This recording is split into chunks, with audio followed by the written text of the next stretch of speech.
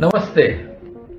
कुछ साल पहले मैं एक इंटरनेशनल अर्बन प्लानर था और डेवलप्ड कंट्रीज के लोगों की लाइफ देखता था तो मुझे लगता था कि मेरे भारतवासी की जीवन ऐसा कब होगा। एक जिद कर ली कि मैं पूरी जिंदगी इसी की कोशिश करूंगा कि ये भारत कब बदले, राष्ट्र का निर्माण कब हो। और मैंने अन्ना जी के साथ राइट टू इंफॉर्मेशन के ऊपर काम किया और कुछ कानूनों के ऊपर काम किया। और 2011 में अन्ना जी और अरविंद केजरीवाल के साथ मिलके इंडिया अगेंस्ट करप्शन मूवमेंट जो शुरू की, जो वर्ल्ड की one of the biggest movement थी, उसकी लीडरशिप में मैं था। फिर वो मूवमेंट जो थी वो एक पॉलिटिकल पार्टी बनी, आम आदमी पार्टी, जिसका मैं नेशनल एग्जीक्यूटिव मेंबर था। लेकिन जैसे मैं पॉलिटिक्स में घुसा और मैंने जो जो देखा, मुझे ये लगने लगा मेरे से राजकारण नहीं हो पाएगा और मैंने 2015 में पॉलिटिक्स कंप्लीटली छोड़ दिया। लेकिन वो कीड़ा तो था कि मैं कैसे इस देश को बदलूं। गांधी जी कहते थे India soul lives in its villages. अगर इंडिया को बदलना है तो गांव को बदलना पड़ेगा, और अगर मॉडल बनाना है देश को बदलने का, ऐसी जगह सिलेक्ट करें जहां सबसे ज्यादा तकलीफ हो। मराठवाड़ा में हाईएस्ट सुसाइड्स होते थे और 2016 के अंदर तो कुछ ऐसे गांव थे जहां पे लोग पानी के लिए तरसते थे, सुसाइड्स हो रही थी, डिप्रेशन के अंदर लोग थे। 3,500 रुपया इनकम फैमिली की थी और इसलिए जीते थे क्योंकि मरे नहीं थे।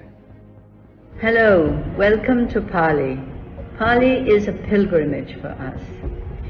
It is where Mayank landed up and found people walking around with dead men's eyes. They had no water to drink and no one to care for them. But Mayank cared. परली के अंदर मैंने पानी देना शुरू किया tanker.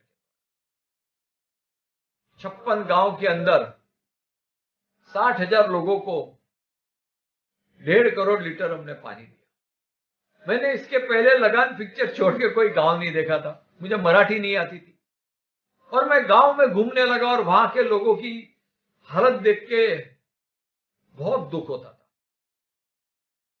क्या कर सकता हूं मैं, कैसे इस एरिया को बदल सकता हूं और ये मॉडल को लेके देश बदल सकता हूं, इसके ऊपर विचार करने लगा और मैंने डिसीजन ले लिया। मैंने सोचा पूरा जीवन सेवा में ही गुजारूंगा और मैंने जहां नौकरी थी वो छोड़ दी और मेरे पास एक फ्लैट मैंने बुक किया था वो बेच दिया और गांव में मैंने काम करना शुरू कर दिया।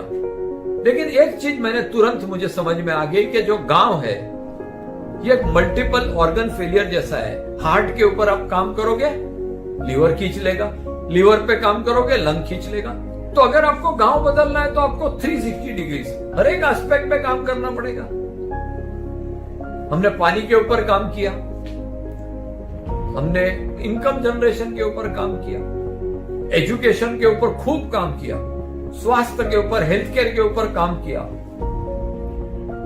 फिर स्किल डेवलपमेंट के ऊपर किया, कैपेसिटी बिल्डिंग के ऊपर किया। गांव वालों को तैयार करने के लिए जो डिप्रेशन में था, जिसकी आंख के अंदर अग्नि नहीं थी, सोललेस आइज बोलते थे, जिसके युवाओं ने कभी दूध नहीं चखा था, उन सब के लड़ने को तैयार कर दिया, एक आर्मी जैसा बना दिया।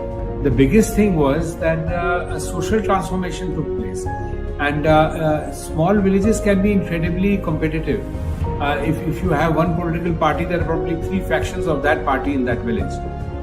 He said that look, if you talk about politics in this village, I'm not going to enter the village. So he was very, very intelligent. He completely stayed away from politics.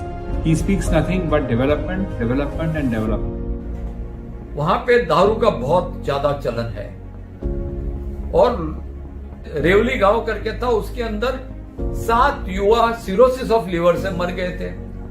रात को road के ऊपर सब दारू P के सोते थे, ladies ने पीना शुरू कर दिया था, बच्चों ने पीना शुरू कर दिया था।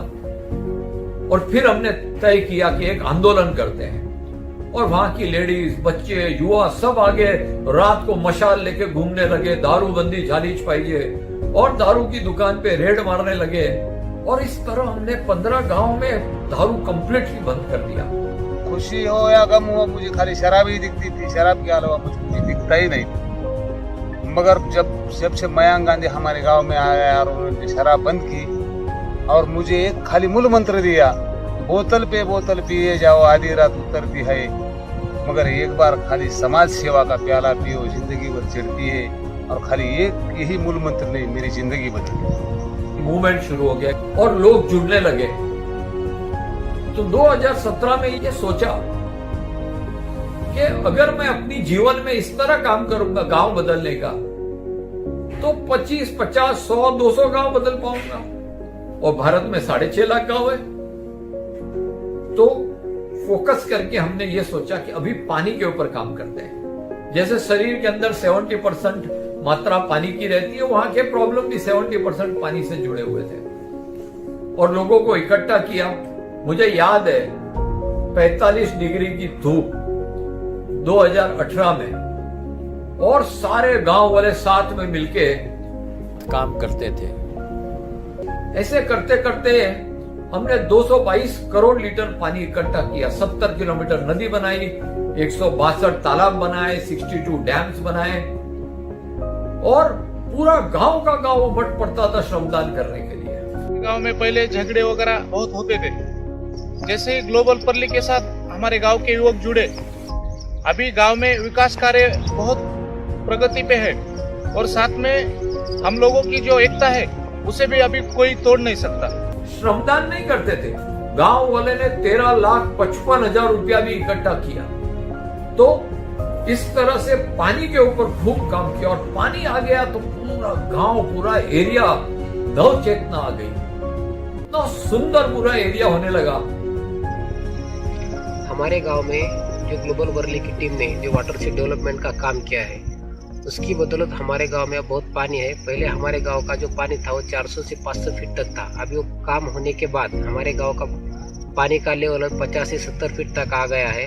उसकी बदौलत हम लोग अब अच्छी फसल उगा सकते हैं। और लोगों के अंदर नई चेतना आई, उनको लगा कि हम भी जीवन में कुछ कर सकते हैं। या उस समय की जीत थी हमारी कि सिर्फ जमीन के ऊपर बदलाव नहीं लाए, हम मानसिक तरीके से इनको हमने जिंदा कर दिया। और जो युवा जो किसानी छोड़ के शहर में जाते थे, वो शहर में जाना उनका बंद हो गया। तो ये बहुत बड़ा बदलाव हो गया। ये वाटर मैनेजमेंट करने के बाद इनकम कैसे बढ़ानी है, ये नेक्स्ट चैलेंज था हमारे लिए। और हमने ये प्लान किया कि जो किसान कॉटन और सोया लगाता है, जहां पे उसको 10 से 20 हजार रुपया पर एकड़ की सालाना इनकम होती है, अगर उसका क्रॉपिंग पैटर्न चेंज करते हैं, अगर हम फल के पेड़ लगवाते हैं, तो उनकी इनकम बहुत ज्यादा हो सकती है। A lot of work, and it was something it needs to be done in every part of India, because एक तो ऐसे ट्रीज लगाने से जो एक सबसे भयंकर जो डर है, which is looming on our heads about environment, about global warming. So Mayank Gandhi ji का एक सीधा साधा फंडा है कि भैया झाड़ लगाओ, that is the only solution. और फिर किसान को हमने बहुत अच्छे पौधे दिए और जबरदस्त ट्रेनिंग दिया। रेगुलर ट्रेनिंग एवरी 15 डेज हम लोग देते थे। कुछ तो ऐसे पेड़ हैं जो 2-2.5 साल के बाद फल देंगे, लेकिन पपाया और ड्रमस्टिक ऐसा था कि जिसने 8 महीना 7 महीने के अंदर प्रोडक्शन दे दिया, और मार्केट वहां पे आ गया क्योंकि क्लस्टर के अंदर बहुत बड़ी क्वांटिटी में बनता था। अब जो 10 से 20 हजार कमाते थे, वो 3 लाख के ऊपर कमाने लगे। यहाँ हमारा जो दुष्काल परिस्थिति में हमारा एरिया पहचाना जाता है, और यहाँ बारिश भी कम होता है, और इधर पूरा कर्ज बाजारी खेती पूरा चलता था। और मैं वो सोयाबीन, कपास, बाजरी, हाइब्रिड ऐसा पिक लेने वाला किसान था।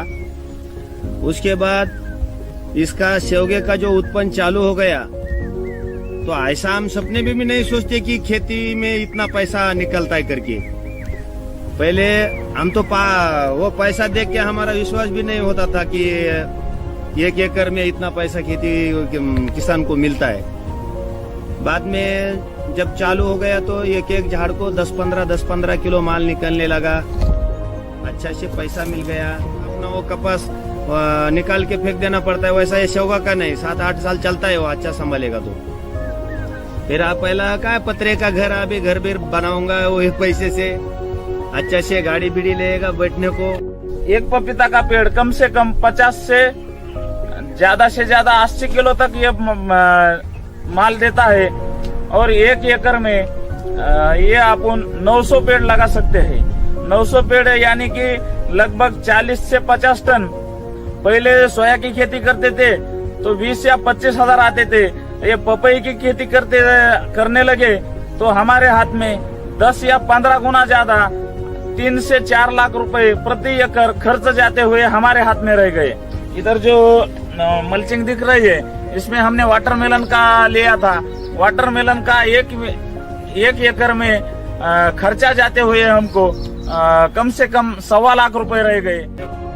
मैं एक गरीब किसान था और आत्महत्या करने को निकला था और ग्लोबल परली आई। ग्लोबल परली ने सीताफल लगाने का मार्गदर्शन किया और उन्होंने अच्छे पेड़ लाके मुझे दिए सीताफल के। और मार्केट में जो सीताफल 20 रुपए 30 रुपए किलो जाता था वो सीताफल आज 120-130 रुपए से जा रहा है। मैं 1 एकड़ में 3 से 5 लाख रुपए कमा सकता हूँ, ऐसी मेरी आशा है और मैं खुश हूँ। तो खूब इनकम मल्टीप्लाई होगी।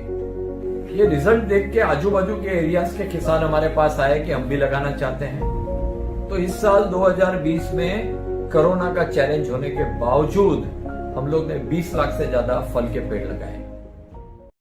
कुछ सदी पहले भारत की इकोनॉमी 33% थी पूरा विश्व की और उसका ट्रेड जो था ये करीब 30% था।